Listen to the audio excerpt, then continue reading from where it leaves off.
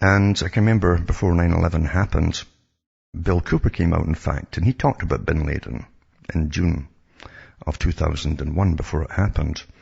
Because at that time, the press had come out and said that a team of journalists had gone over to Afghanistan and found bin Laden, who was going to be the next terrorist leader, they said.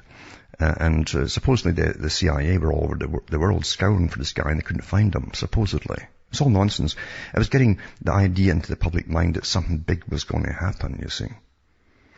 And Bill Cooper actually talked about it, and he put a video up, or actually I think it was more of an audio, his audio show.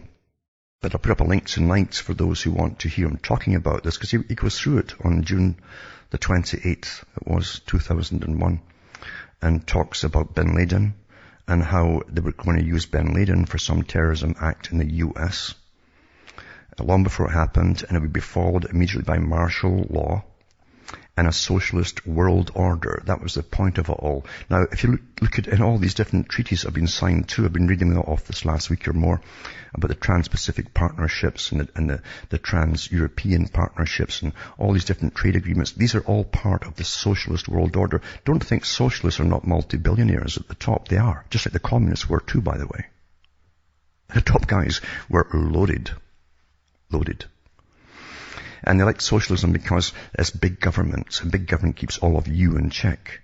And all the cash that they want to skim off of you, that goes better under socialism, you see, with all the government agencies, under taxes, fines and fees and all the rest of it. So that's where we're all going, of course.